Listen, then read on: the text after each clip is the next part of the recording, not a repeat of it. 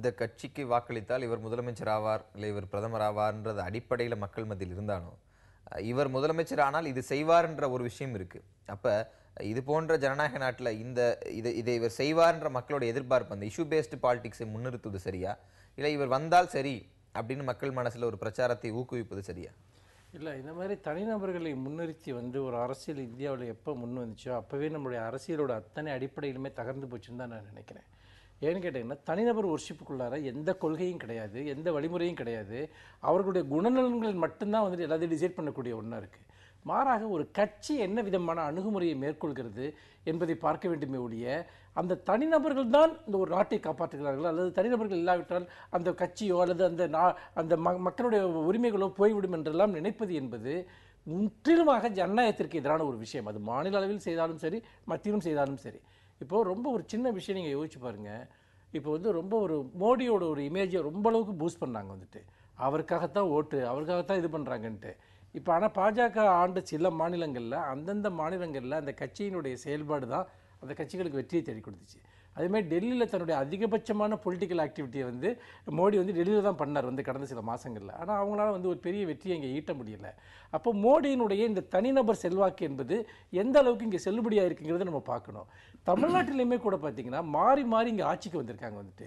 அப்போது ஒரு ஆட்சியினுடைய அதிருப்தி தான் மற்றவர்கள் கொண்டு வருதே ஒழிய அந்த தனிப்பட்டவர்களுடைய வெறுத்த திறன் மட்டும் இல்லை. அப்போ இப்போ திமுக இருந்துச்சுன்னா அதிமுக தான் திமுகவுக்கு ஏன் மாறி மாறி ஓட் பண்ணுறாங்க. ஒருத்தருக்கு அவ்வளோ பெரிய ஒரு கரிஸ்மா இருந்ததுன்னு சொன்னால் அதன் அடிப்படையில் ஜனங்க தொடர்ந்து ஓட் பண்ணணும்னு தேர்ந்தெடுக்கணும் இல்லையா? ஏன் அது நடக்கல? காங்கிரஸ் தரப்பில் இந்த தளத்தில் பேச ஆள் இல்லாதனால மனுஷபுத்திரனுடைய அந்த கான்டெக்ட் எடுத்து மீண்டும் காங்கிரஸ் தரப்புலேருந்து ஒரு கேள்வி முன்வைக்கலாம்னு நினைக்கிறேன். இஷ்யூ பேஸ்டாக விஷயங்களை அடுத்து கொண்டு செல்வதற்கான அந்த அஜெண்டா ஃபிக்ஸிங் போன்ற விஷயங்களில் கவனம் செலுத்துவதற்கு தான் நாங்கள் பிரதமர் வேட்பாளரை முன்னிறுத்தவில்லைன்னு காங்கிரஸ் தரப்பில் ஒரு கிளைம் இருக்கு. அப்போ அவர்கள் அந்த அரசியலுக்குள் போகும்போது அவர்களை மீண்டும் மோடிங்கிற அந்த ஒரு தூண்டிலை வைத்து நீங்களும் அறிவிக்க வேண்டும்னு வலுக்கட்டாயப்படுத்தி இழுப்பது என்பது எந்த அளவுக்கு சரியா இருக்கும்? சார், இது ஒரு எலெக்ஷன் ஸ்ட்ராட்டஜி. ரொம்ப சிம்பிள். இது ஒரு தேர்தலுக்கான ஒரு உத்தி. பிஜேபி பொறுத்த வரைக்கும் குஜராத்தில் இருக்கிற ஒரு வளர்ச்சி இவ்வளவு வளர்ந்திருக்கு, ஒரு மாநிலத்தில் செய்யும் போது ஏன் நம்முடைய தேசத்தில் செய்ய முடியாது? நரேந்திர மோடி அவர்கள் பிரைம் மினிஸ்டரான இதெல்லாம் நடக்கும், பிரதமரான இது நடக்கும். ஸோ அவர்கள் நாங்கள் முன்னிறுத்துறோம். நிறுத்தி கிட்டத்தட்ட 3-4 மாதம் ஆச்சு. அவர் பிரச்சாரங்கள்லாம் போயிட்டு இருக்கு, நடந்துட்டு இருக்கு. சரி, காங்கிரஸ் தரப்புல ராகுல் காந்தி பிரைம் மினிஸ்டரா அங்கே அறிவிக்கிறோம் சொன்னோம்னா காங்கிரஸ், அப்போ நான் என்ன கேட்கிறேன்னா, ராகுல் காந்தியை பிரதமராக அறிவிப்பதற்கு காங்கிரஸ் தயங்குவதற்கு காரணம் கடந்த 5 வருஷத்துல காங்கிரஸினுடைய செயல்பாடுகள் அவ்வளவு மோசமா இருந்திருக்குன்னு தான் அர்த்தம். அது ஒரு ஒப்புதல் வாக்குமூலம் தானே. அப்படி கொடுத்ததுனால நீங்க ராகுல் காந்தி அனௌன்ஸ் பண்ண மாட்டேங்கிறீங்க. உங்களுக்கு நீங்க 5 வருஷம் ஆண்டது 10 வருஷம் ஆண்டிருக்கீங்க இந்தியாவை. 10 வருஷம் ஆண்டதனுடைய ஒரு தாக்கம் உங்களுக்கு இருந்து அதனுடைய கான்பிடன்ஸ் உங்களுக்கு இருந்திருந்தா ராகுல் காந்தி அறிவிச்சிருக்கலாமே. ஏன் அறிவிக்க மாட்டேங்கிறீங்க? அப்போ 10 வருஷமா இந்த நாட்டுக்கு உங்களால் ஏற்பட்ட தீமைகள் தான் ஜாஸ்தியே தவிர நன்மைகள் இல்லை. அதனால தான் அறிவிக்க மாட்டேங்கிறாங்க. இல்லை, இப்போ ஒரு விஷயம் பார்த்தீங்கன்னா, இப்போ சார்பிசியில் அவர் இப்போ மோடி சொல்லக்கூடிய குஜராத் மாடலுங்கிறது முழுக்க மோடி சொல்கிற விதமாக தாங்கிறத அவர் ஏற்றுக்கிட்டு பேசுகிறாரோன்னு எனக்கு தோணுது.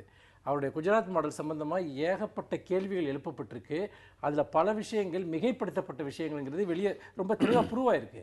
இன்னொரு விஷயம், கடந்த 2-3 மாதங்களில் மோடியோட நீங்கள் பிரச்சாரத்தை எடுத்துக்கிட்டிங்கன்னா அவர் வளர்ச்சியை பற்றியே பேசலை. கம்யூனல் இஷ்யூ தான் அவர் தொடர்ந்து எல்லா இடத்துலையும் உருவாக்குறாரு.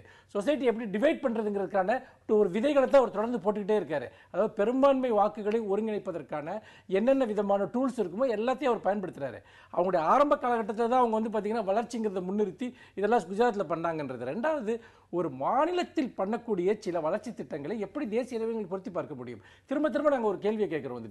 அதாவது அந்நிய முதலீடு பற்றி காங்கிரஸ் பின்பற்ற கொள்கைக்கு உங்களுக்கு இடையில என்ன வித்தியாசம்?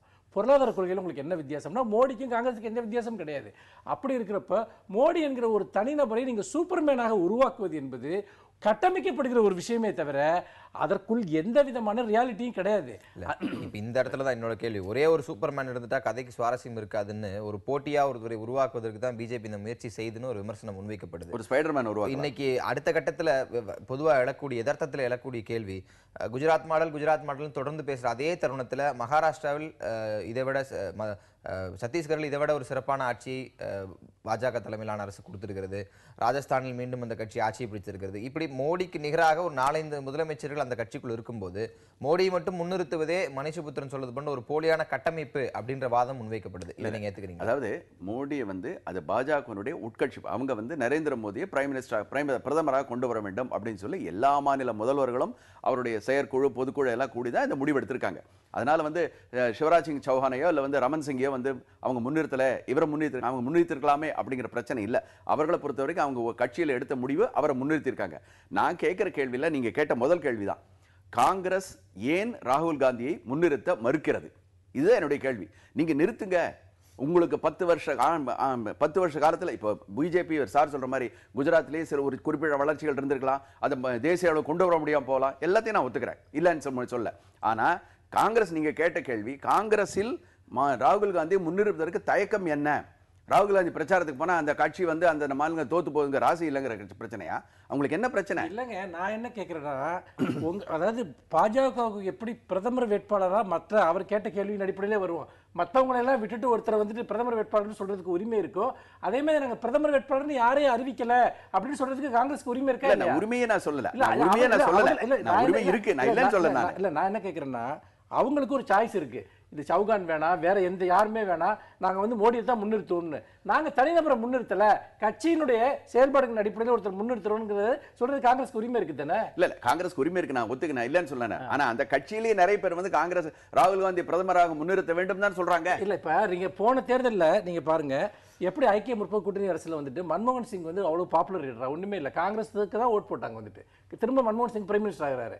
அந்த அடிப்படையில் தானே காங்கிரஸ் திரும்ப எலெக்ட் ஆகி. பட் ஒரு விஷயம், மன்மோகன் சிங் தான் மறுபடியும் பிரதமராக போறாங்க, அவங்க எலெக்ஷன் முன்னாலே சொல்லிட்டாங்க. இல்ல, என்னன்னா மன்மோகன் சிங் தான் யார் ஓட் பண்ணல, அந்த விஷயத்துக்காக வாக்களித்தார்களா அது நான் சொல்ல வரல. ஆனா மன்மோகன் சிங் தான் அடுத்த பிரைம் மினிஸ்டர், அவர் தான் தொடர்வார் அப்படிங்கிறது தேர்தலுக்கு முன்னாலே அவங்க அறிவிச்சிருந்தாங்க. பிரைம் மினிஸ்டர் கேண்டிடேட் இவர்னு சொல்லி ஓட்டு கேட்கல, காங்கிரஸ் ஓட்டு கேட்கல, ஆனா அறிவிச்சிருந்தாங்க. இவர்தான் அவர் ஆட்சி தான் தொடரும் சொல்லிருந்தாங்க. ரொம்ப டிஃபரன்ஸ் இருக்கு. மோடி பிரதமர் வேட்பாளர்னு ஒருவரை முன்னிறுத்துவதற்கும் ஆட்சிக்கு வந்தால் இவர் வரலாம் அப்படிங்கிறதுக்கும் நிறைய வேறுபாடு. ஆட்சிக்கு வந்தா வரலாம் இல்ல சார், அந்த 5 வருஷ பெர்ஃபார்மன்ஸ் வச்சு தான் மறுபடியும் வந்திருக்காங்க. அதே மாதிரி இந்த 5 வருஷ பெர்ஃபார்மன்ஸ் நம்ம ஃபோக்கஸ் ராகுல் காந்திக்குள்ள கொண்டு வரும்போது, பிரச்சார குழு தலைவர் அப்படிங்கிறது இதற்கு முதற்படியாக காங்கிரஸ் கட்சியோட துணைத் தலைவராக அவர் இருக்கிறார், நாடாளுமன்றத்தின் உறுப்பினராக இருக்கிறார். இப்போது இந்த பிரச்சார குழு தலைவர் என்பது இந்த ஸ்டேஜில் ராகுல் காந்திக்கு வந்திருக்கக்கூடிய கூடுதல் சுமை அப்படின்னு எடுத்துக்கலாமா, இல்லை ஒரு சரியான பக்குவப்பட்ட அரசியல்வாதி கையில் தான் இந்த பொறுப்பு ஒப்படைக்கப்பட்டிருக்குன்னு எடுத்துக்கலாமா? இல்லை, சரியான பக்குவப்பட்ட அல்லது பக்குவப்பட வேண்டிய ஒரு அரசியல் தருணம் இன்னைக்கு ராஜீவ் காந்திக்கு.